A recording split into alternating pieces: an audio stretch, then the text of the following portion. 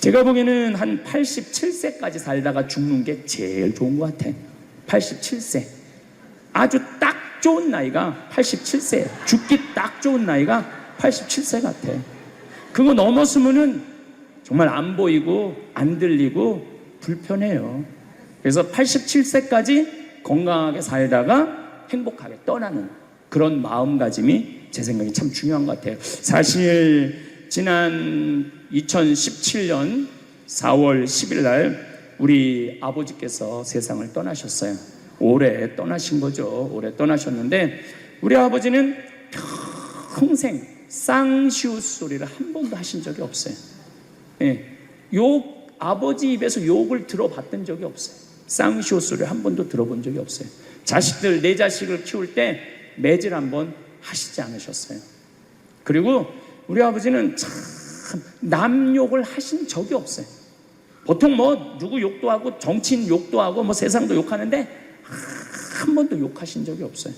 그리고 지금 요즘 아버지 생각을 이렇게 보면은 아버지한테 제일 놀라운 거는 우리 아버지가 그냥 옛날에 연초제조창이라고 담배 회사 그냥 기능 공무원이셨어요. 그러니까 뭐 여유 있게 돈을 쓰실 기회가 없으셨죠. 근데 어렸을 때도 돈이 없어서 불편하다, 돈이 있었으면 좋겠다 그런 말씀 하신 적이 없어요. 그냥 월급 봉투 딱 어머니한테 던지면은 뭐 집이 어떻게 됐든 아무 상관하지 않으시고 당신 산에 다니시고 정말로 신선같이 사셨어요. 근데 아버님이 올 초에 2달 고생하시고 돌아가셨어요. 40년 동안 병원 한번 안 가시다가 2달 전에 쓰러지셔서 병원에 모셨죠. 병원에 모셨는데 내가 우리 형제들한테 그랬어요. 우리 아버지 평생 자식만을 위해서 살았다. 가족만을 위해서 살았다. 오로지 정말로 사랑하는 가족을 위해서 투신하신 분이다. 우리 아버지 간병인한테 맡기지 말자. 우리가 사형제니까 우리가 모시자. 그래서 누나가 제일 위니까 누나가 이틀, 큰형 이틀, 둘째 형 이틀. 난 이제 장가 안 갔으니까 나는 하루. 우리 아버지 간병인한테 맡기지 말자. 우리가 사형제니까 우리가 모시자. 그래서 누나가 제일 위니까 누나가 이틀, 큰형 이틀, 둘째 형 이틀. 난 이제 장가 안 갔으니까 나는 하루. 그래서 우리 뭐 형제들은 전부 다 결혼하고 손자들이 전부 다 아들, 딸 이러니까 그냥 아이들이 다 돌아가면서 아버지 병간호를 했어요. 그야말로 자식들 품에서 돌아가셨죠. 자식들 품에서 돌아가셨어요. 근데 아버님이 이렇게 4월 10일 날 월요일 날 쓰러지셨는데 의사들이 심폐소생술 하겠느냐고 그랬을 때 우린 싫다고 그랬어요. 왜 마지막으로 돌아가시는 아버지 갈비뼈를 다 부러뜨려? 그 정도 쓰러졌으면은 87세에 그 정도 병이시면은 이제 돌아가실 때예요. 근데 많은 경우 돌아가실 때 심폐소생술 하게 돼 있어요. 근데 우리는 원하지 않았어요. 내 자식 다. 그리고 아버님이 이 골수염이라는 이 병을 앓으셨는데 좀 많이 아프신 병이에요. 마지막에. 그래서 내가 아버지 원도 한도 없이 놔드렸어요. 모르핀. 왜 죽기 전에 아프면서 죽어야 돼? 그래서 조금만 아픈 기미만 보이면은 간호사한테 가갖고 놔달라고. 여러분들 죽기 전에 하느님이 인간한테 준 최고의 선물이 뭔지 아세요? 그래서 호스피스 병동에서 아플 때 진통제 놔드리는 거, 마지막 효도는 많이 놔드리는 거예요. 그래서 우리 아버지 돌아가시기 전에 원도 한도 없이 하고 가셨어요. 원도 한도 없이. 그 조금의 고통을 덜어주는 게 내가 보기에는 효도라는 생각이 들더라고요. 아버지 이렇게 쓰러졌을 때 생명 유지장치 하겠느냐고 의사들이 얘기를 하더라고요. 우리는 아무도 원하지 않았어요. 그냥 아버님 편안하게 보내드리고 싶다고. 왜? 우리 아버지는 참 행복하게 사셨어요. 자식들이 아버지를 너무너무 좋아하고 사랑하고, 그래서 뭐 효도를 뭐 원도 한도 없이 해드렸냐 이럴 건 자신 있게 말씀 못 드리죠. 하지만 그래도 자식들이, 아버지, 손자, 손녀들이 할아버지 너무너무 사랑했기 때문에 편안하게 보내드릴 수 있었어요. 제가 작년에 왠지 우리 아버님한테 용돈을 많이 드리고 싶더라고요. 평생 돈 한번 넉넉하게 써보시지 못한 아버지한테 용돈 많이 드려야 되겠다. 그래서 제가 작년에는 이제 외부 강의, 천주교 강의는 강사료가 그렇게 많지 않고, 이제 외부 강의, 일반 기업이나 회사에 강의 가면은 보통 한 2시간 강의하면 200만 원 정도 받거든요. 그러니까 그거 다 아버지한테 드렸어요. 한 달에 한 번 하면 한 번, 두 번 하면 두 번. 아버지가 무슨 돈을 이렇게 많이 주느냐고, 신부님. 아버지 원도 한도 없이 마음껏 써보시라고. 그래서 작년 한 해 내도 그전에는 조금씩 용돈 드리다 작년에는 그냥 막 이만큼씩 드렸어요. 아버지 원도 한도 없이 쓰시라고. 마음 안에 이런 마음이 있었어요. 한번 평생 마음껏 돈 한번 써보시지 못한 아버지 마음껏 돈 쓰시라고. 그랬다 뭐 1억을 드리거나 2억을 드린 게 아니야. 100만 원, 200만 원, 한 달에 300만 원 용돈 드린 거죠. 그러니까 아버님이 노인정에 그 노인 어르신들 밥 다 사고, 또 우리 자녀들이 그 23명인데 아버지한테 식사하러 가면은 아버지가 밥값을 다 냈대. 우리 누나가 항상 하는 얘기가 아버지 지갑에 항상 100만 원 있었대요. 그러니까 얼마나 기분이 좋아. 아버지 돌아가셨을 때 노인정에서 그랬대요. 물주 세상 떠나서 어떻게 하느냐고 그랬대. 물주 세상 떠나서 어떻게 했느냐고. 아버님이 1년 동안 원도 한도 없이 즐겁게 사시다가 세상 떠난 거예요. 저는 효도도 나중에 한다는 건 다 거짓말이야. 효도하려면 언제 해야 돼? 지금 해야 돼, 지금. 부모님한테 돌아가시고 난 다음에 땅을 치고 통곡하는 거 다 소용없어요. 그냥 내가 지금 할 수 있을 때 최선을 다해서 효도하는 게 그게 효도라는 생각이 들더라고요. 어쨌거나 아버님은 쓰러지신 날 당신 스스로 걸어서 화장실 가셔서 아침까지, 그리고 오후 1시에 쓰러지셨어요. 그래갖고 밤 10시 41분에 돌아가셨어요. 근데 제가 아버지한테 그랬어요. 아버지 돌아가시려면은 오늘 돌아가셔야 된다고. 왜냐면 그날이 성월요일이었거든요. 성화요일 날 돌아가시면은 장례미사를 못해요. 왜냐하면 성목요일 날은 장례미사를 못하게 돼 있어요. 성금요일, 토요일 다 장례미사 못해요. 그리고 예수부활 대축일 장례미사 못해요. 그리고 그 다음 월요일 날 장례를 해야 되는 거야. 의사 선생님은 오늘 내일 돌아가실 것 같다고 그러는데 내가 그랬어. 돌아가시려면 오늘 돌아가시라고, 내일 돌아가시지 말고. 근데 딱 10시 41분에 돌아가셨어요. 그래서 성수요일 날 아버님 장례 미사를 하는데 우리 수원교구에 주교님 4분이 다 오셨어. 얼마나 그게 영광스러워요. 주교님이 4분이나 오셨으니까. 왜냐하면 성주관이니까 주교님들이 외국에 아무도 안 나가시고 교구청에 다 계셨던 거야. 얼마나 좋아요.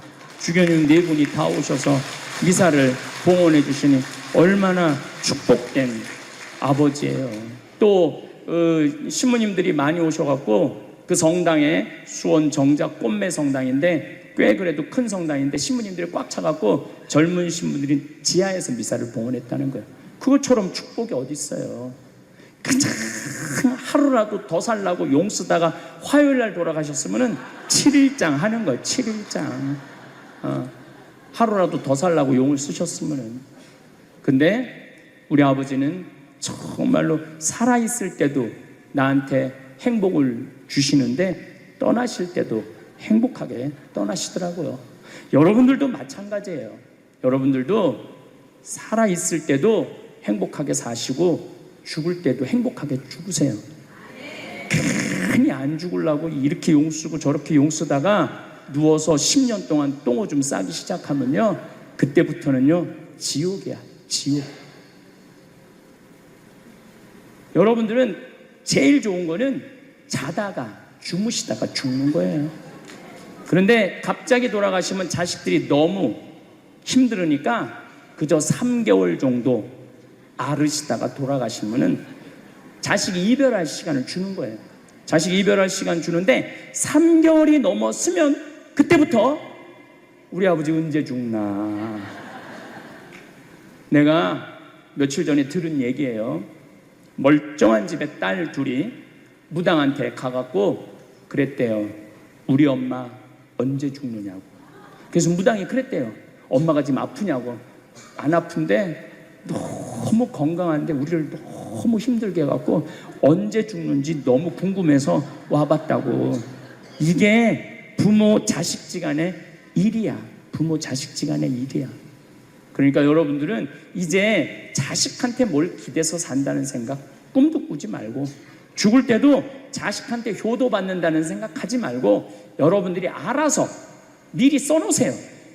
제가 한번 죽음껴안기라는 강의를 할 때 사전 의료 의향서 이제 써야 된다고 그랬을 때 우리 한국천주교 주교회에서 나한테 그랬어요.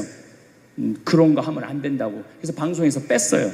근데 이게 우리나라 국회에서 통과가 됐어요.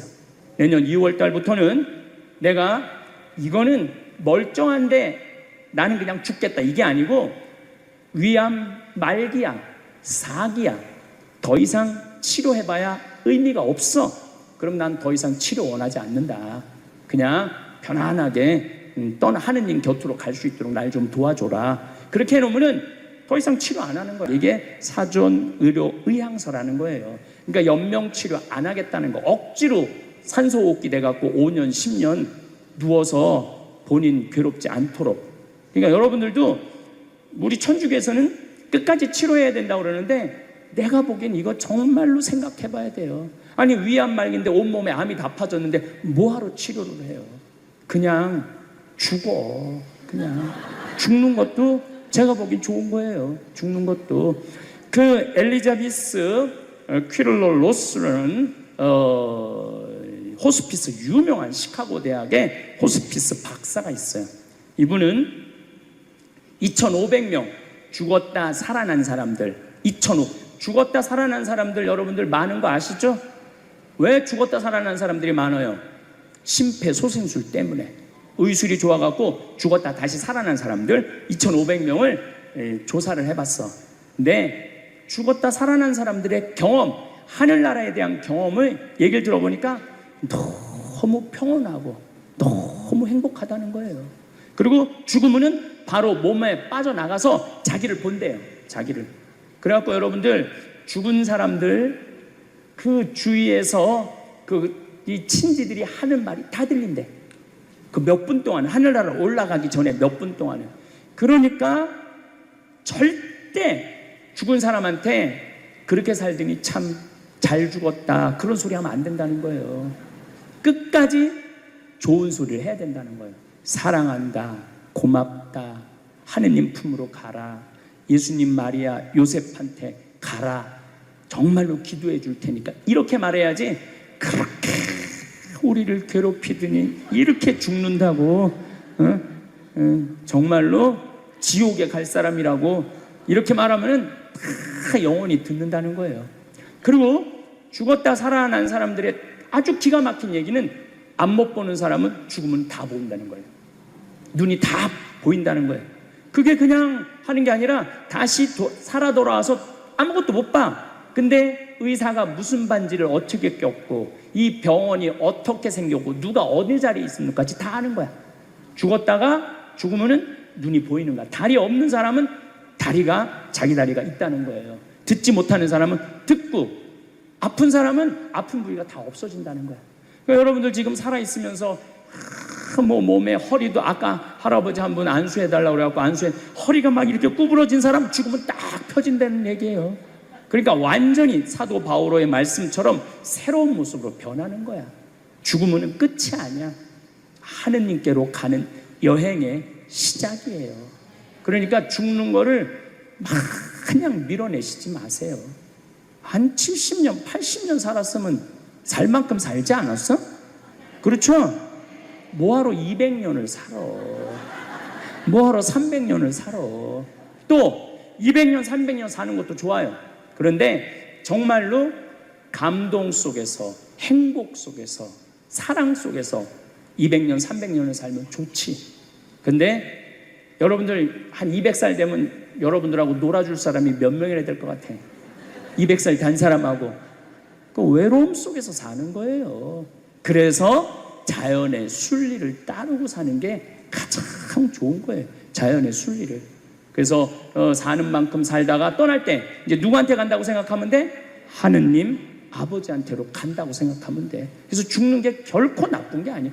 저도 아버님을 보내드리면서 굉장히 슬펐죠. 하지만은 우리 아버지 너무너무 열심히 사셨고, 마지막에 우리 주교님들, 우리 사제들, 또 수많은 교우들이 기도 속에서 저는 아버지 하늘나라로 갔다고 생각을 해요.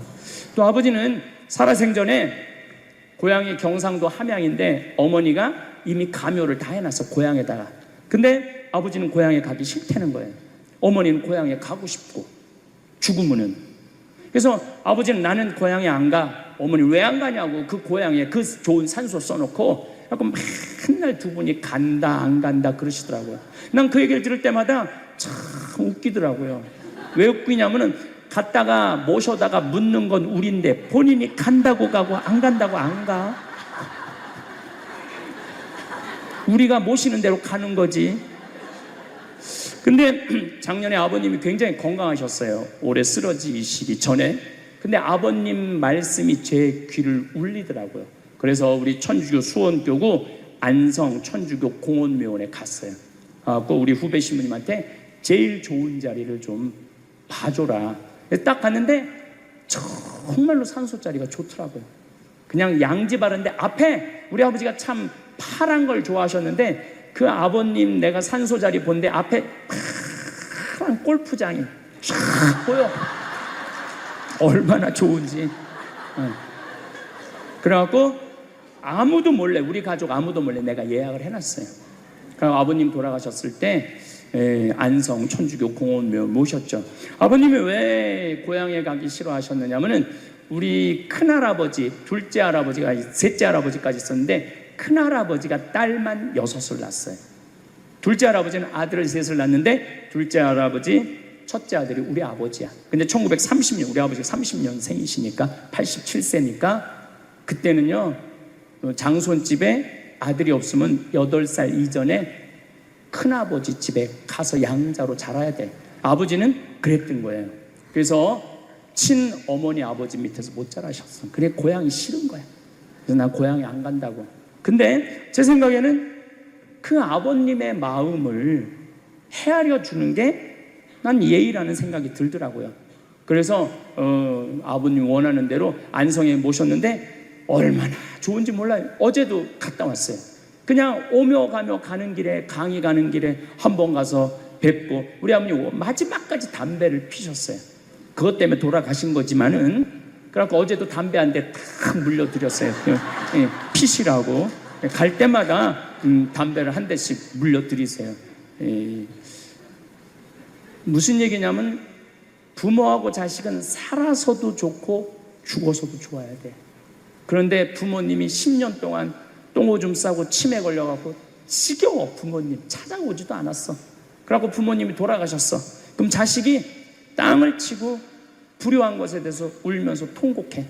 그리고 돌아가셨는데도 부모님 먼 데다 모셔놔갖고 1년에 한 번, 2년에 한 번 가고, 살아서도 안 좋고 죽어서도 안 좋은 거예요.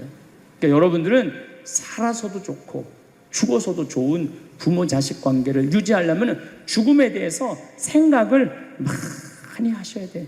죽음에 대해서. 근데 이제 아버님 돌아가셨는데 딱 화요일 하루 장례를 했는데 조문객들이 얼마나 많이 왔는지 밥을 7번을 했대요. 보통 장례 밥 1번 한대. 근데 밥을 7번 했대. 우리 형님 둘도 나만 활동을 많이 하는 게 아니라 형님 둘도 어마어마하게 친구가 많더라고 보니까. 우리 누님도 그렇고. 그러니까 그냥 1000명 이상이 조문객이 왔으니까 조의금도 굉장히 많이 들어왔다는 얘기죠. 조의금도. 근데 내가 그 조의금을 싹 모아서 평창으로 갖고 왔어요. 우리 형제들은 조의금을 구경도 못했어요. 제가 왜 그걸 싹 모아서 갖고 왔느냐 하면은 내가 본당 신부 때 장례식장에 교우들 초상남은 가면은 상주가 안 나와. 왜 안 나오냐 그랬더니 저기 지금 방에 들어가고 조의금 갖고 싸운다는 거야. 네가 더 가질 거냐 내가 더 가질 거냐. 여러분들, 저는 우리 지금 대한민국이 이 변화, 제가 변화의 도전이라는 주제로 강의를 하지만 이 변화되는 세상에 생각을 바꿔야 돼요. 이제 지금 기업의 0.3%가 우리나라 총이익의 50%를 갖고 있대요.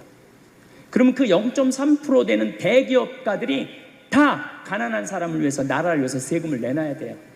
이 시대는 이제 로봇가 자리 다 뺏어가고 사이버 인간이 다 뺏어가고 우리는 어떻게 살아, 인간은. 그래서 이 정치가 중요한 거예요, 21세기는. 그래서 그런 사람들 다 뺏어서 직장 생활 못하는 사람들한테 기초생활급 줘야 돼. 또 직장 생활 안 하는 사람들은 사람이 일을 안 하면요 행복하지 않은 거예요. 일을 안 하면. 여기 계신 분들 혹시 불면증 걸리신 분들 있죠? 제가 불면증 치료법 알려드릴게요. 어떻게 하면 잠을 잘 오느냐면 아침 6시에 일어나. 그래갖고 아침 기도해. 아침 기도, 부모를 위한 기도, 나라를 위한 기도, 자녀를 위한 기도 다 해. 그리고 정성스럽게 이불 개고 세수, 머리도 다 드라이기 쓰지 말고 수건으로 다 말려, 머리도. 그리고 밥 정성스럽고 해 먹고, 목욕탕도 가갖고 묵직이도 5단 있는 힘 땀 다 빼고, 그리고 발차기도 하고, 목욕탕 안에서 제일 좋은 거라는 거예요. 그리고 산책하고 미사참력하고 성서 쓰고 정성스럽게 행동을 하세요. 설거지도 정성스럽게 하고. 그러면은 저녁 8시만 되면 기절해서 자요. 여러분들이 하루 생활이 정성스럽지 않기 때문에 잠을 못 자는 거예요. 기절해서 자요. 저는 요즘 지금 목도 지금 특강을 너무 많이 해갖고 목이 쉬었는데, 요즘 이렇게 어제도 대전 강의 갔다 와서 7시만 되니까 막 눈알이 뒤집어지려고 그러더라고요. 눈알이. 그러면 자는 거예요. 근데 아무것도 안 하고 그냥 가만히 움직이지 않으면요 밤에 잠이 안 오죠. 당연히 잠이 안 오죠. 그래서 정성스럽게 사는 게 중요한 거예요. 어쨌거나 하여튼 아버님 그 조의금을 싹 갖고 왔어요, 평창에. 그래갖고 내가 우리 형제들한테 얘기했어요. 아버님 돌아가신 조의금은 어린아이를 위해서 쓸 거고, 어머님이 돌아가신 조의금은 노인분들을 위해서 쓸 거다. 그래서 이번에 잠비아에 에이즈 어린이 고아원 짓는데 아버님 조의금 보냈어요. 또 빈센트 병원에서 이번에 20명을 수술을 해줬는데 그 중에 2명 아버님 조의금으로 또 수술도 해주고. 아직도 많이 남아있어. 아직도. 이제는 여러분들 떠날 때 자식한테 주고 떠나지 마세요. 세상에 주고 떠나세요. 어떤 세상에? 어렵고 힘들고 고통받는 사람들한테 주고 떠나세요. 그리고 미국이나 유럽은 보통 할머니들이 다 나 조의금 어디다 보내라, 어느 수도원에 보내라, 어느 고아원에 보내라, 어느 장애시설에 보내라, 다 그런 데는 거예요. 대한민국 사람들만 죽을 때까지 이기적으로 죽는 거예요. 살아서도 이기적으로 살고 죽을 때도 이기적으로 죽는 거예요. 그래서 하여튼 우리 형제들은 조의금 구경도 못했어. 대신 내가 우리 형제들한테 보내준 선물이 있어요. 조의금 명단은 다 보내줬어. 타이프 쳐갖고. 갚아야 될 거 아니야. 갚아야 될 거 아니야. 되게 죽은 사람들의 경험을 들어보면은, 내가 이 키블러 로스라는 이분 책을 요즘 계속 읽고 있는데, 기가 막힌 거는 딸이 죽었어. 근데 다시 살아났어. 근데 이 딸이 아빠 엄마한테 얘기하는 거. 엄마 아빠 내가 죽었는데 오빠가 나를 너무 행복하게 기다리고 있어. 그래서 그 오빠랑 놀았는데 너무너무 행복했어.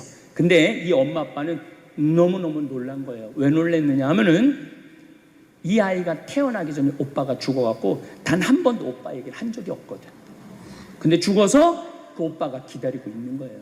그러니까 이 기가 막힌 노릇 아니에요. 또 이런 경우도 있었다고 그래요. 어떤 경우가 있었느냐면은 교통사고 났어. 여동생, 오빠, 아빠가 했는데 오빠하고 아빠는 죽은 거야. 이 여동생은 다 기절한 상태에서 죽었는지 안 죽었는지 확인할 길이 없잖아요. 근데 다시 죽었다고 생각하고 병원에 가서 살아났어. 근데 이 여동생이 엄마 너무 슬퍼하지 마. 하늘나라에서 오빠하고 아빠가 날 기다리고 있어. 너무 행복해. 근데 얘는 오빠하고 아빠가 죽었는지 모르는 상태, 혼수 상태인데 그걸 아는 거예요. 근데 여기 특징 중에 하나는 죽어서는 살아있는 사람은 절대 못 본대요. 죽은 사람만 본다는 거예요. 죽은 사람만 하늘나라에 가서 본다는 거예요. 그래서 여러분들도 세상 떠나면은 하느님 기다리고 있고 너무 행복한 나라로 가는 거예요. 그러니까 죽음은 그 번데기가 이 알을 까고 자기 껍데기를 까고 나비가 되는 것처럼 지금보다도 훨씬 아름다운 세상으로 가는 게 죽음이에요. 이제 21세기는 안 죽는다고 100살을 사니 200살을 사느니 좋은 게 아니에요. 100살, 200살 동안 불면증, 우울증, 미움, 분노, 외로움, 심심함으로 사는 것보다 그냥 한 70, 87세까지 살다가 죽어갖고 행복하게 먼저 떠난 사람들하고 하느님 품에서 행복하게 사는 게 좋죠. 그래서 여러분들 이제 행복하게 살다가 행복하게 떠나셔야 돼. 그리고 제가 늘 말씀드리지만 나중에 행복하지 마세요. 언제 행복해? 지금 행복하세요. 지금. 나중에 돈 쓰지 말고 언제 써? 지금 쓰세요. 지금. 그리고 여기 있는 분들 지금 얼굴을 보니까 돈 쓸 수 있는 마지막 얼굴들이 많다니까. 마지막 얼굴들이 많아. 그리고 우리나라는 이제 드디어 3만 달러를 넘어서요. 선진국 대열에 들어서요. 선진국에 들었으면은 어르신들, 노인분들 연금 지금 20만 원에서 60만 원, 70만 원으로 다 올라가요. 그러니까 돈 없는 거 걱정하지 마세요. 여러분들이 엉뚱한 사기에만 안 당하면은 먹고 사는데 아무 지장 없어. 욕심만 안 부리면은 충분히 행복하게 살 수 있어. 그리고 이렇게 강의 따라다니면서 배우는 여러분들, 진리를 목말라 하는 여러분들은 앞으로 행복하게 사실 수 있으세요. 예.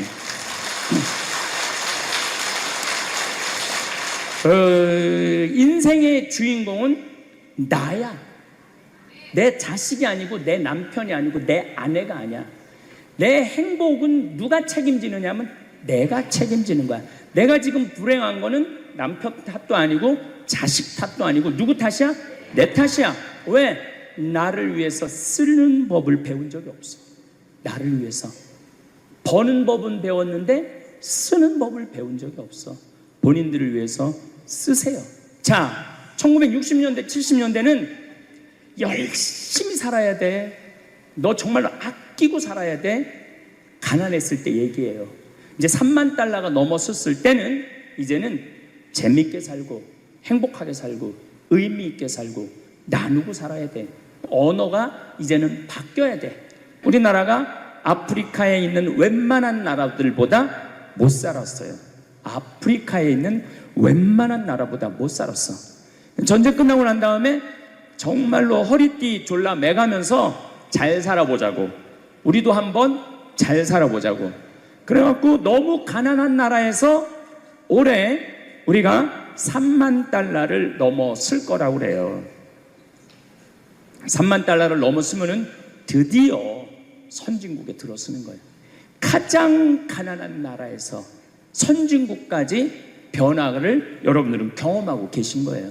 그러니까 여러분들은 너무나 혼란스러운 세상 속에서 이날 이때까지 헤쳐나오고 계신 거예요.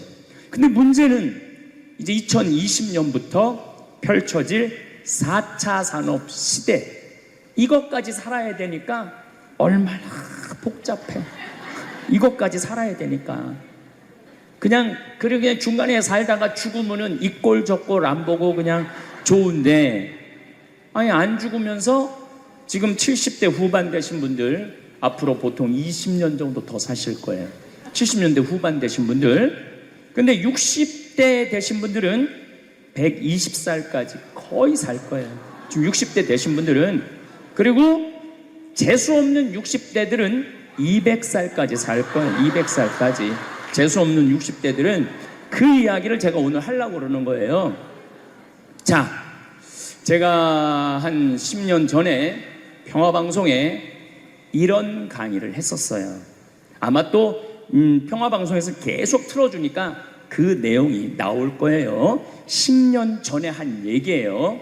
앞으로 2020년이 되기 시작하면은 인간은 세 종류로 나눠질 것이다.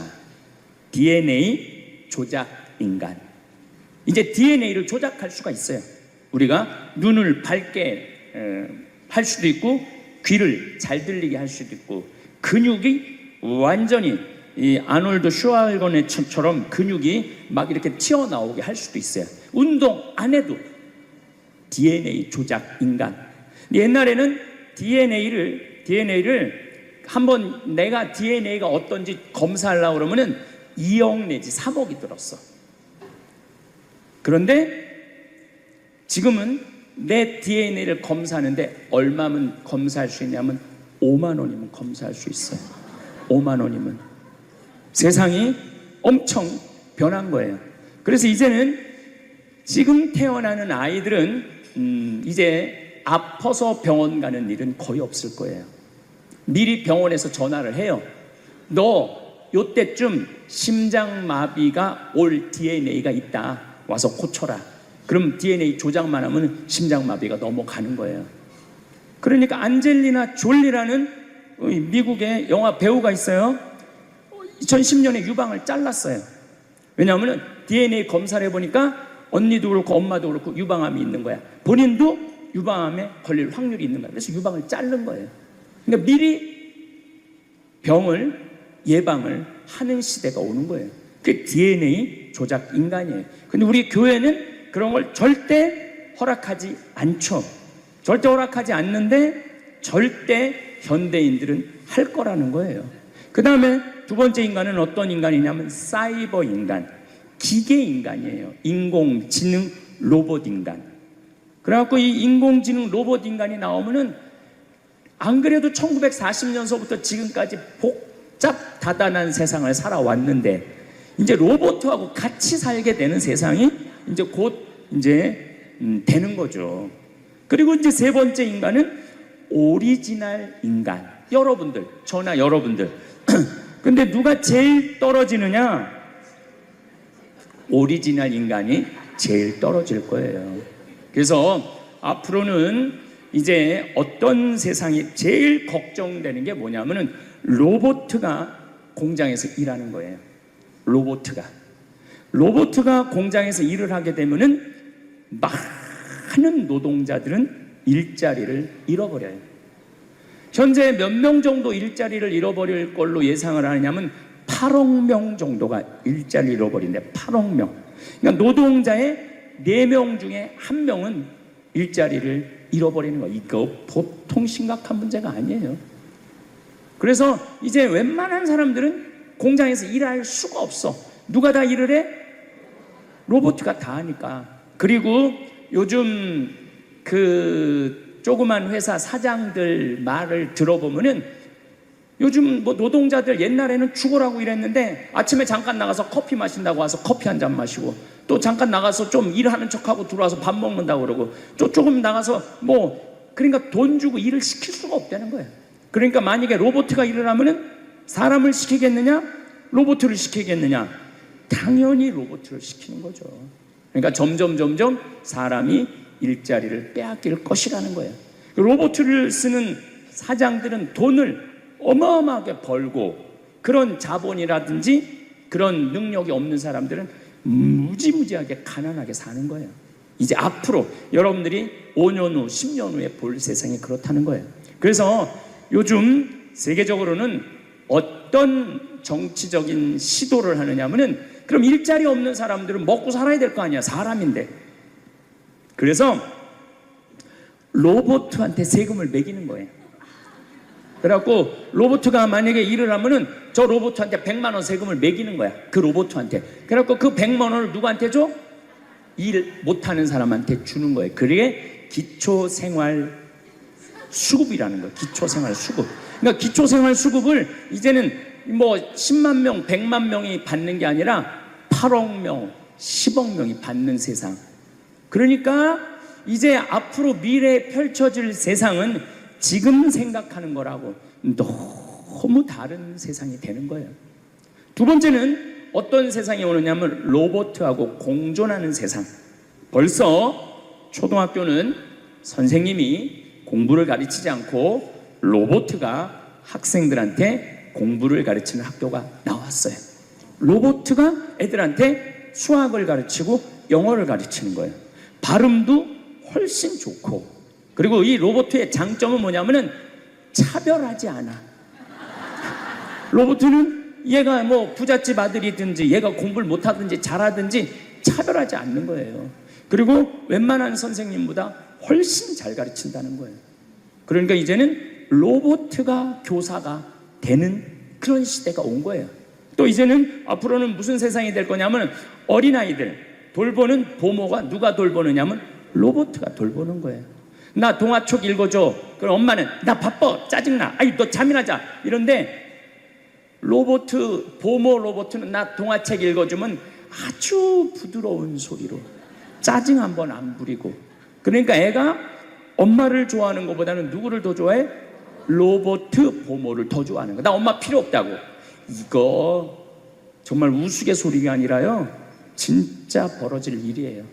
또 이제 로봇은 아내가 중풍이 걸렸어. 그래서 움직이질 못해. 그럼 누가 병간호를 운동을 도와주느냐면 로봇가 도와줘요. 근데 이 로봇은 완전히, 제가 지난번 강의 때도 얘기했지만은 이제 섹스 로봇가 나온다고 그랬죠. 록시라고 5가지를 고를 수 있다고 그래요. 피부색, 키, 성격 이런 걸 고를 수가 있대. 그러니까 까칠한 여자, 부드러운 여자. 뭐 내가 까칠한 여자 좋아하면 성격 까칠한 로봇을 고르면 되는 거야.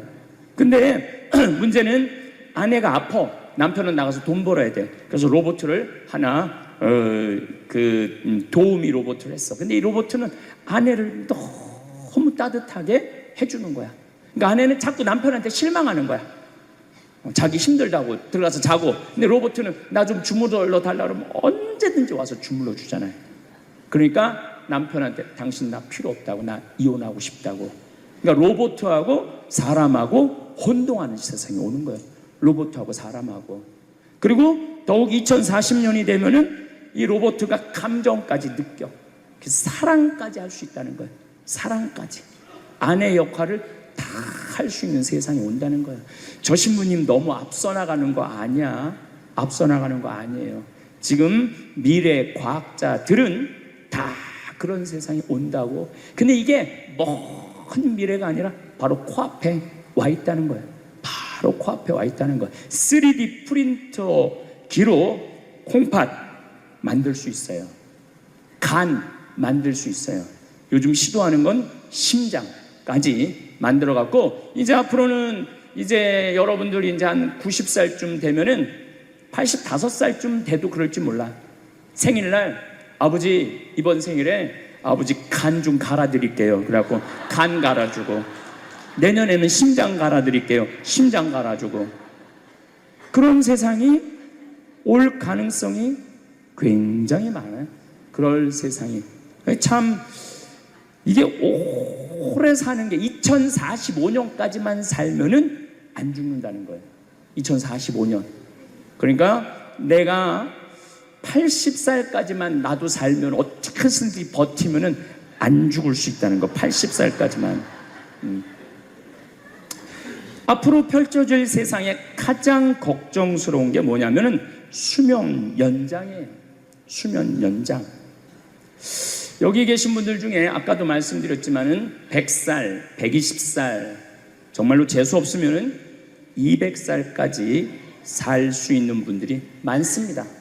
실질적으로 많아요. 근데 여러분들 오래 사는 거 좋을까요? 내가 많은 분들이 오래 살길 원해요. 안 죽는 걸 원해요. 근데 내가 만약에 앞으로 뭐 길게 안 보고 딱 120살까지 산다고 보면 내가 앞으로 67년 정도 더 살면은 120살 되거든요. 67년. 근데 내가 앞으로 67년 동안 사는 동안 불면증이 있어. 매일 밤마다 잠이 안 와. 67년 동안. 그 여러분들 좋을 것 같아요? 내가 정말로 마음 안에 미움이 너무너무 꽉 차 있어. 67년 동안 계속 미움 속에서 살아. 분노가 꽉 있어. 67년 동안 분노 속에서 항상 좌절감을 맛보고 있어. 우울하고 있어. 내가 우울해, 또 좋으래. 어떨 땐 좋을 땐 너무 좋고 싫을 땐 너무 싫고, 그렇게 막 업 앤 다운, 업 앤 다운 그러면서 앞으로 50년, 60년 사는 거 좋아요? 그렇게 성숙함이 없이 살 거면 그냥 지금 죽는 게 나아. 지금 죽는 게 나아요. 내가 앞으로 60년 동안 살면서 매일매일 감동하고 매일매일 행복하고 매일매일 감사하고 매일매일 사랑한다면은 앞으로 60년 사는 거 괜찮겠죠. 근데 60년 내내 잠도 못 자고 미움 속에서, 자식들 원망 속에서, 외로움 속에서, 배신 속에서, 불행 속에서 오래 사는 거 좋아요? 적당한 나이에 죽는 거 내가 보기엔 그 축복이에요. 그래서 여러분들은 이제 나는 이 복잡한 세상 속에서 사는 것도 중요하지만 어떻게 죽을 거냐, 이 시나리오를 잘 준비해야 돼요. 난 어떻게 죽을 거냐. 나는 생일날 애가 심장 갈아준다면 나 그거 필요 없다. 내 생일 선물로 그 심장 필요 없다. 그냥 나는 하느님이 주신 생명, 그 수명 그대로 살다가 그냥 행복하게 떠날 거다. 그런 마음이 중요해요. 근데 우리가 성숙하지 못하면은 그냥 무조건 안 죽으려고만 용을 쓰는 거예요. 또 하늘나라에 대한 희망이 없는 사람들이 안 죽으려고 그러는 거예요. 아니 지금 있는 것보다 하늘나라 올라가면 훨씬 행복하면은 안 죽을 이유가 뭐 있어? 죽으면 되지. 그냥 사는 날까지 즐겁게 살다가 죽는 날 즐겁게 죽으면 되는 거예요. 이 훈련이 꼭 필요해요. 여러분 이게 뭐 요즘 알고리즘 그러는데 그건 다 제쳐두고 내가 인생의 설계가 필요해. 나는 몇 살까지 살다가 더 이상 치료받지 않고 암이 걸리면은 안 갈고, 그냥 안 갈고, 간 안 갈고, 신장 안 갈고, 췌장 안 갈고 그냥 하느님 품으로 간다는 생각이 아주 중요하다는 거예요. 그래서 여러분들 정말로 이제는 의미 있고 재미있고 행복하게 생활하시길 바라겠습니다. 다음 시간은 의미 있고 재미있고 행복한 삶이 뭔지 제가 말씀드리도록 하겠습니다. 감사합니다. 평생을 살아오시면서 얼마나 많은 사람들을 위해 애쓰셨나요? 어린 자녀들의 밥상을 차리고 잠자리를 돌보고 아플 때마다 밤새 간병하셨을 겁니다. 남편을 내조하고 시댁과 친정 어른들을 모시며 때로는 이웃과 친구들의 어려운 일까지 도맡아 하셨을 것입니다. 직장에서도 마찬가지였겠지요. 동료들과 후배들을 챙기고 맡은 일은 물론 남이 부탁한 일까지 묵묵히 해내셨을 겁니다. 그렇게 오랜 세월 동안 다른 사람들을 먼저 생각하고 남을 위해 내 것을 내어주는 일이 너무나 자연스러워졌습니다. 마치 숨을 쉬는 것처럼 당연하게 여겨왔지요. 그런데 문득 거울을 들여다보면 언제부턴가 내 얼굴이 낯설게 느껴질 때가 있지 않으신가요? 나는 누구일까? 나는 무엇을 좋아하고 무엇을 원하는 걸까? 하는 질문이 마음 한편에서 조용히 올라올 때가 있으실 겁니다. 이런 마음이 드는 것은 지극히 자연스러운 일입니다. 그동안 너무나 열심히 성실하게 살아오신 증거이기도 하고요. 하지만 이제는 조금 다르게 생각해 볼 필요가 있습니다. 남을 위해 사는 것도 물론 아름다운 일이지만 가장 소중한 나 자신을 아끼고 사랑하는 것이야말로 모든 것의 시작이라는 사실을 깨달아야 할 때입니다. 자신을 사랑한다는 것이 이기적인 일이라고 생각하실 수도 있겠지만 그렇지 않습니다. 오히려 자신을 제대로 사랑할 줄 아는 사람이야말로 다른 사람도 진정으로 사랑할 수 있는 법입니다. 마른 우물에서는 물을 길어낼 수 없듯이 자신이 메마른 상태에서는 다른 사람에게 줄 수 있는 것도 한계가 있기 마련입니다. 생각해 보세요. 감기에 걸려 몸이 아픈 날에도 가족들을 위해 밥을 차리고 집안일을 하셨을 텐데, 그럴 때 정작 가족들은 어떤 마음이었을까요? 아마도 어머니가 아프신데 쉬지 않으시지, 우리가 뭔가 해드려야 하는데 하며 마음 아파했을 것입니다. 자신을 돌보지 않는 모습을 보여주는 것이 오히려 사랑하는 사람들에게 부담과 걱정을 안겨주는 일이 될 수 있다는 뜻입니다. 자신을 사랑한다는 것은 거창하거나 특별한 일이 아닙니다. 아침에 일어나서 거울 속 내 얼굴에게 오늘도 수고 많으셨어요 라고 인사하는 것부터 시작할 수 있습니다. 좋아하는 차 한 잔을 천천히 마시며 창밖 풍경을 바라보는 것, 예전에 즐겨 듣던 노래를 다시 틀어놓고 콧노래를 부르는 것, 오랫동안 입지 않았던 예쁜 옷을 꺼내 입어보는 것 같은 작은 일들이 모두 자신을 사랑하는 방법입니다. 때로는 이런 나이에 뭘 그렇게까지 라는 생각이 들 수도 있을 것입니다. 하지만 나이는 숫자일 뿐입니다. 자신을 아끼고 사랑할 권리에는 유효기간이 없습니다. 오히려 오랜 세월 동안 많은 것을 경험하고 깊이 있는 지혜를 쌓으신 지금이야말로 진정한 자기 사랑이 무엇인지 알고 실천할 수 있는 가장 좋은 시기일지도 모릅니다. 자신을 사랑한다는 것은 또한 내 감정을 소중히 여기는 것이기도 합니다. 슬플 때는 슬퍼해도 되고 화가 날 때는 화를 내도 됩니다. 물론 다른 사람에게 상처를 주지 않는 선에서 말이지요. 나이 들어서 무슨 투정이냐 하며 자신의 감정을 억누르지 마세요. 감정은 나이와 상관없이 인간이라면 누구에게나 자연스럽게 생기는 것입니다. 오히려 그동안 참아왔던 감정들을 인정하고 받아들이는 것이 마음의 건강을 위해 꼭 필요한 일입니다. 자신만의 시간을 갖는 것도 중요합니다. 가족들과 함께 있는 시간도 소중하지만 오롯이 나 혼자만의 시간도 필요합니다. 그 시간 동안 내가 정말 좋아하는 것이 무엇인지, 어떤 일을 할 때 마음이 편안해지는지 찾아보세요. 어떤 분은 뜨개질을 하며 마음의 평안을 찾으실 수도 있고, 또 어떤 분은 산책을 하거나 독서를 하며 내면의 목소리에 기울이실 수도 있을 것입니다.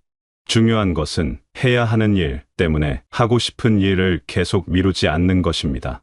물론 책임져야 할 일들이 있겠지만 그 속에서도 나를 위한 작은 틈새들을 만들어 나가시기 바랍니다. 그것이 바로 자신을 사랑하는 구체적인 방법이니까요. 자신을 사랑하는 것은 결코 늦지 않았습니다. 오히려 지금이 시작하기에 가장 좋은 때일 수 있습니다. 그동안 쌓아온 경험과 지혜를 바탕으로 이제는 진정으로 나 자신을 아끼고 소중히 여기는 삶을 시작해보세요. 그것이 바로 당신이 받을 자격이 충분히 있는 당연한 권리입니다. 자신을 사랑하는 첫 번째 단계는 바로 지나온 세월 속의 나를 용서하고 받아들이는 것입니다.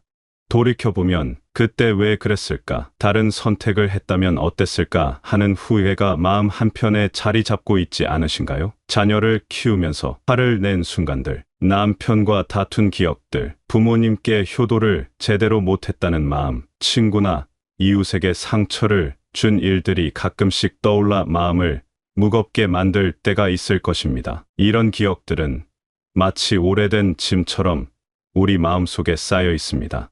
그 짐들을 계속 짊어지고 가려니 어깨가 앞으로 나아가기도 힘이 듭니다. 하지만 이제는 그 무거운 짐들을 하나씩 내려놓을 때입니다.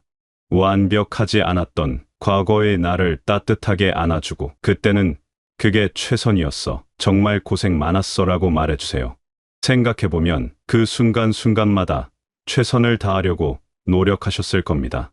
자녀에게 화를 냈던 것도 더 좋은 사람으로 키우고 싶은 마음에서였고, 남편과 다퉜던 것도 서로를 더 이해하고 싶었기 때문이었을 것입니다. 부모님께 더 잘하지 못한 것도 당시에는 생활에 쫓겨 여유가 없었기 때문이고, 친구에게 상처를 준 것도 그만큼 마음이 힘들었기 때문일 겁니다.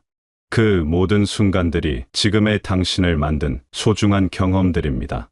완벽한 사람은 이 세상에 없습니다. 실수하고 후회하고 때로는 잘못된 선택을 하는 것이 인간다운 일입니다. 오히려 그런 경험들을 통해 우리는 더 깊이 있는 사람이 되고 다른 사람의 아픔을 이해할 수 있게 됩니다. 젊은 시절의 실수들이 지금의 지혜로운 당신을 만든 밑거름이 되었다고 생각해 보세요. 자신을 용서한다는 것은 과거의 잘못을 없었던 일로 만드는 것이 아닙니다. 그보다는 그 일들을 인정하되 그것이 지금의 나를 완전히 규정하지는 않는다는 것을 받아들이는 일입니다. 나는 그때 실수를 했지만 그것이 나의 전부는 아니야. 나에게는 사랑스럽고 좋은 면들이 훨씬 많아라고 스스로에게 말해주세요. 특히 자녀를 키우면서 느꼈던 죄책감들은 이제 내려놓으셔도 됩니다.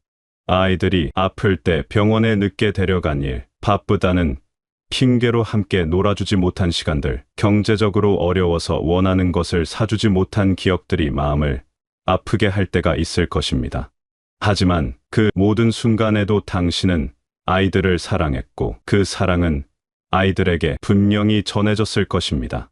완벽한 부모는 없지만 사랑하는 부모의 마음만큼은 아이들이 다 알고 있습니다. 남편과의 관계에서도 마찬가지입니다. 서로 이해하지 못하고던 시간들, 말을 아껴서 마음을 제대로 전하지 못했던 순간들이 후회로 남아있을 수 있습니다.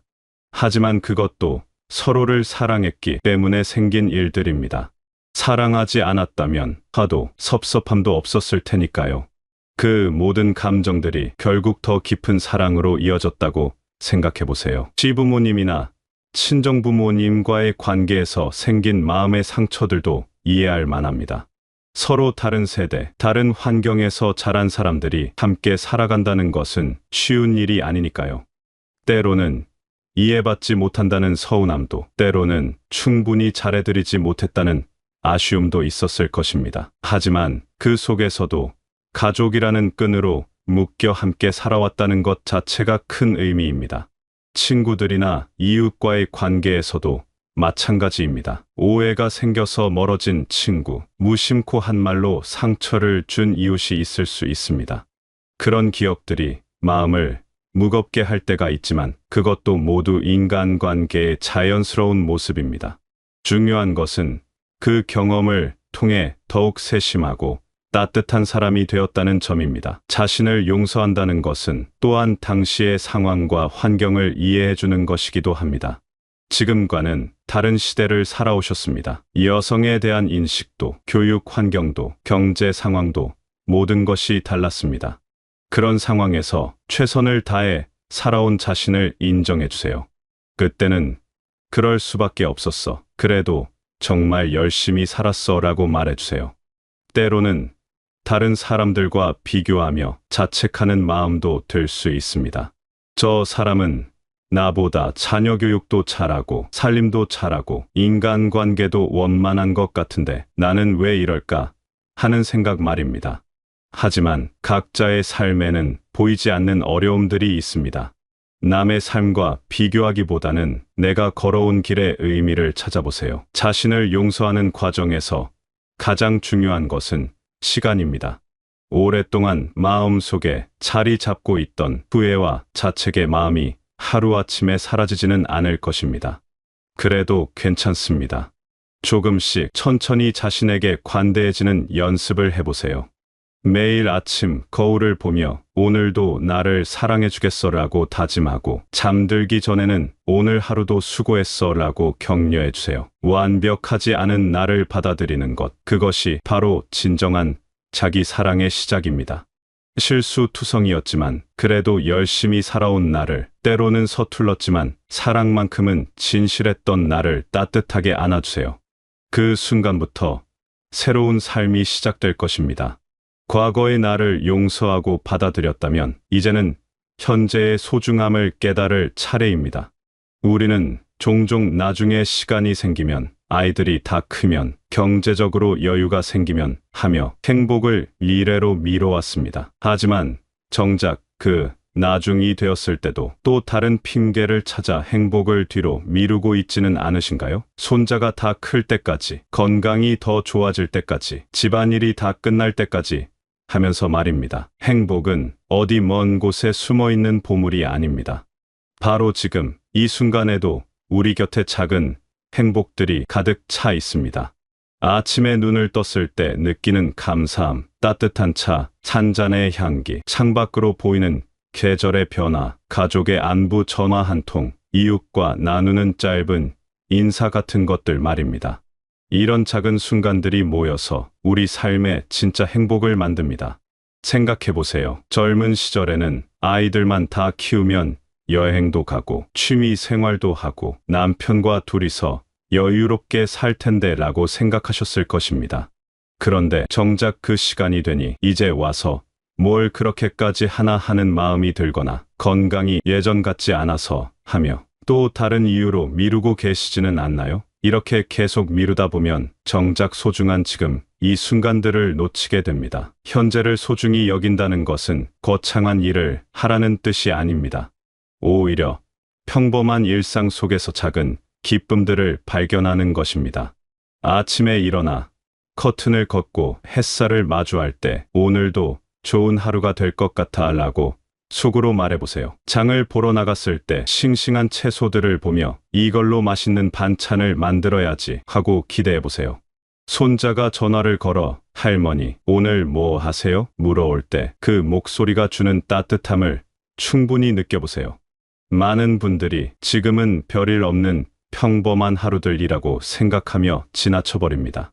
하지만 그 평범함이야말로 얼마나 소중한 것인지 모릅니다. 건강하게 아침을 맞을 수 있다는 것, 사랑하는 가족들이 무사히 지내고 있다는 것, 편안한 집에서 따뜻한 잠자리에 들 수 있다는 것, 이 모든 것들이 당연한 게 아니라 감사한 일들입니다. 현재의 행복을 미루지 않으려면 먼저 내가 무엇을 할 때 즐거움을 느끼는지 알아야 합니다. 어떤 분은 꽃을 기를 때 마음이 평안해지실 수도 있고 어떤 분은 요리를 할 때 보람을 느끼실 수도 있습니다. 또 어떤 분은 옛날 사진을 정리하며 추억에 잠길 때 행복하실 수도 있고 어떤 분은 동네 산책을 하며 자연을 만날 때 기쁨을 느끼실 수도 있을 것입니다. 중요한 것은 그런 작은 즐거움들을 시간 낭비라고 생각하지 않는 것입니다. 꽃을 기르는 것도, 요리하는 것도, 사진을 정리하는 것도, 산책하는 것도 모두 의미 있는 일들입니다. 이런 일들을 통해 마음이 편안해지고 행복해진다면 그것만으로도 충분히 가치 있는 시간입니다. 또한 혼자만의 시간을 갖는 것도 중요합니다. 가족들과 함께 있는 시간도 소중하지만 때로는 온전히 나만을 위한 시간도 필요합니다. 그 시간 동안 내 마음의 소리에 귀 기울여 보세요. 무엇이 나를 기쁘게 하는지, 어떤 일을 할 때 마음이 편안해지는지, 어떤 순간에 행복을 느끼는지 천천히 생각해 보는 것입니다. 현재를 소중히 여기는 것은 또한 감사하는 마음을 갖는 것입니다. 큰 것에만 감사하지 말고 작은 것들에도 감사해 보세요. 아침에 따뜻한 물로 세수할 수 있는 것, 맛있는 밥을 먹을 수 있는 것, 편안한 옷을 입을 수 있는 것, 사랑하는 사람들과 함께 있을 수 있는 것들 말입니다. 이런 것들이 모두 당연한 게 아니라 감사한 일들이라는 것을 깨달으면 일상이 훨씬 풍요로워집니다. 날씨가 좋은 날에는 밖으로 나가보세요.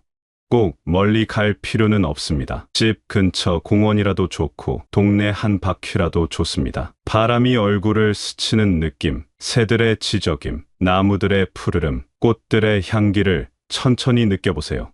이런 것들이 모두 지금 이 순간에만 느낄 수 있는 소중한 경험들입니다. 비가 오는 날에는 창가에 앉아 빗소리를 들어보세요. 빗방울이 창문을 타고 흘러내리는 모습을 바라보며 비 덕분에 꽃들이 더 싱싱해지겠네 하고 생각해보세요. 눈이 오는 날에는 하얗게 쌓인 눈을 보며 세상이 이렇게 깨끗해 보이다니 하며 감탄해보세요. 이런 순간들이 모두 현재를 살아가는 기쁨입니다. 가족들과 함께 있을 때도 그 순간을 충분히 누려보세요. 손자가 놀러 왔을 때는 스마트폰을 잠시 내려놓고 아이의 이야기에 온전히 집중해보세요. 남편과 차를 마실 때는 텔레비전을 끄고 서로의 안부를 물어보세요. 자녀들이 안부 전화를 걸어올 때는 바쁜 일을 잠시 멈추고 그들의 목소리에 귀 기울여 보세요. 현재의 행복을 느끼는 것은 특별한 능력이 필요한 일이 아닙니다. 다만 조금만 마음을 열고 조금만 주의 깊게 살펴보면 됩니다. 지금 이 순간에도 우리 주변에는 행복의 씨앗들이 가득 흩어져 있습니다. 나중에라는 말 대신 지금이라는 말을 더 자주 사용해 보세요. 나중에 시간 나면 꽃을 심어야지 대신 지금 꽃 한 송이라도 사서 창가에 두자. 나중에 건강해지면 산책을 해야지 대신 지금 집 앞이라도 천천히 걸어보자 하면서 말입니다. 행복은 미래에 도착할 목적지가 아니라 지금 걷고 있는 이 길 자체입니다. 매일매일이 소중한 하루이고 매 순간이 다시 오지 않을 귀한 시간입니다. 이 소중한 현재를 놓치지 마세요. 바로 지금 이 순간부터 행복해지기 시작하세요. 자신을 사랑하고 과거를 용서하며 현재를 소중히 여기는 마음을 갖게 되었다면 이제는 그것을 실천으로 옮길 차례입니다. 거창한 변화를 한 번에 이루려 하지 마세요. 작은 것부터 천천히 시작하는 것이 가장 확실하고 지속 가능한 방법입니다. 마치 씨앗 하나가 자라서 큰 나무가 되듯이 작은 실천들이 모여 인생의 큰 변화를 만들어낼 것입니다. 먼저 매일 아침 일어나면서 하는 작은 의식을 만들어 보세요. 거울을 보며 오늘도 좋은 하루가 될 거야 라고 말하는 것만으로도 충분합니다. 혹은 창문을 열고 깊게 숨을 들이마시며 감사합니다 라고 속으로 말해보세요. 이런 작은 의식들이 하루를 긍정적으로 시작하는 힘이 됩니다. 처음에는 어색할 수도 있지만 며칠만 반복하면 자연스러워질 것입니다. 하루 중 적어도 한 번은 온전히 나만을 위한 시간을 가져보세요. 그 시간이 10분이든 1시간이든 상관없습니다. 중요한 것은 그 시간만큼은 다른 누구도 아닌 오직 나를 위해 사용하는 것입니다. 좋아하는 차를 천천히 마시거나 예전에 즐겨 듣던 노래를 틀어놓고 가만히 앉아 있거나 일기를 쓰거나 꽃에 물을 주면서 말을 걸어보는 것도 좋습니다. 작은 취미나 관심사를 하나씩 되살려보세요. 젊은 시절 좋아했던 것들 중에서 지금도 할 수 있는 것이 있다면 다시 시작해보는 것입니다. 뜨개질이었다면 간단한 수세미부터, 그림 그리기였다면 연필로 낙서부터, 책 읽기였다면 얇은 수필집부터 시작해보세요. 이제 와서 뭘 그렇게까지라는 생각은 잠시 접어두시기 바랍니다. 나이와 상관없이 새로운 것을 배우고 즐기는 것은 삶을 더욱 풍요롭게 만듭니다. 사람들과의 관계도 새롭게 정리해보세요. 나에게 기쁨을 주는 사람들과는 더 자주 만나고 마음을 힘들게 하는 관계들은 조금씩 거리를 두는 것도 필요합니다. 이것이 이기적인 일이라고 생각하지 마세요. 자신의 마음, 건강을 챙기는 것은 당연한 권리입니다. 좋은 사람들과 함께 있을 때 느끼는 따뜻함과 편안함을 더 자주 경험하시기 바랍니다. 몸을 돌보는 일도 잊지 마세요. 건강한 음식을 챙겨 먹고 적당한 운동을 하고 충분한 휴식을 취하는 것도 자신을 사랑하는 구체적인 방법입니다. 거창한 운동이 아니어도 됩니다. 집 앞을 천천히 산책하거나 집안에서 간단한 스트레칭을 하거나 계단을 이용해서 오르내리는 것만으로도 충분합니다. 중요한 것은 꾸준히 하는 것입니다. 집안 환경도 조금씩 바꿔보세요.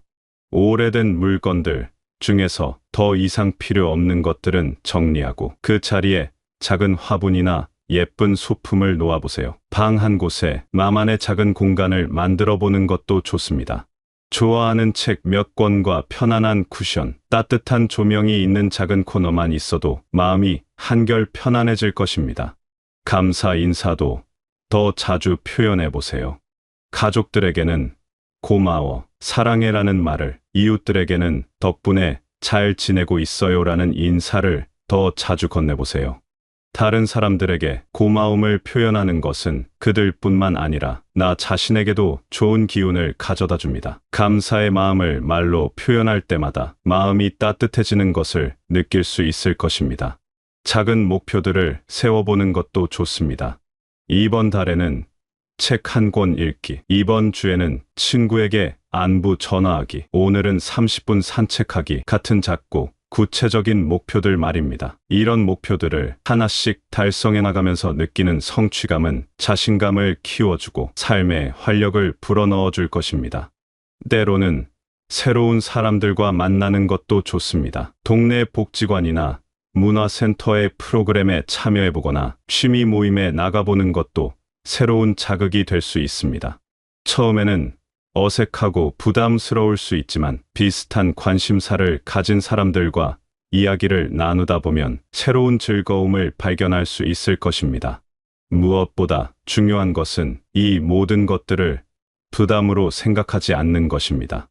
해야 할 일이 아니라 하고 싶은 일로, 의무가 아니라 선택으로 받아들이시기 바랍니다. 어떤 날은 아무것도 하기 싫을 수도 있고 어떤 날은 계획했던 것을 못할 수도 있습니다. 그래도 괜찮습니다. 자신에게 너그러워지는 것도 자기 사랑의 한 부분이니까요. 이제 마지막으로 가장 중요한 이야기를 하고 싶습니다. 당신은 정말 소중한 사람입니다. 그동안 얼마나 많은 사랑을 나누어 주셨는지, 얼마나 많은 희생을 감수하며 살아오셨는지, 얼마나 많은 어려움을 견뎌내며 지혜를 쌓으셨는지 모두 알고 있습니다. 그 모든 경험들이 지금의 당신을 만든 귀한 재산들입니다. 완벽하지 않아도 괜찮습니다. 때로는 실수하고 때로는 후회하더라도 괜찮습니다. 그것이 바로 인간답고 아름다운 삶의 모습이니까요. 중요한 것은 그 속에서도 포기하지 않고 사랑하려고 노력하는 마음, 더 나은 내일을 위해 오늘을 살아가는 용기입니다. 이제부터는 남을 위한 삶도 좋지만 나를 위한 삶도 함께 살아가시기 바랍니다. 당신이 행복해야 주변 사람들도 더 행복해집니다. 당신이 웃어야 가족들도 더 밝아집니다. 당신이 건강해야 모든 사람들이 안심할 수 있습니다. 그러니 자신을 사랑하는 것이 이기적인 일이라고 생각하지 마세요. 오히려 그것이 가장 아름다운 선물입니다. 매일 아침 눈을 뜰 때마다 오늘도 나를 사랑하며 살아가겠다고 다짐해보세요. 그리고 밤에 잠들기 전에는 오늘 하루도 정말 고생 많았다. 내일도 함께 해보자고 자신에게 말해주세요. 이런 작은 약속들이 모여서 당신의 남은 인생을 더욱 아름답고 의미 있게 만들어갈 것입니다. 당신은 사랑받을 자격이 충분한 사람입니다. 무엇보다 자기 자신에게서 가장 많은 사랑을 받아야 할 사람입니다. 이제 그 사랑스러운 여정을 시작해보세요. 늦었다고 생각하지 마세요. 지금이 바로 가장 좋은 때입니다.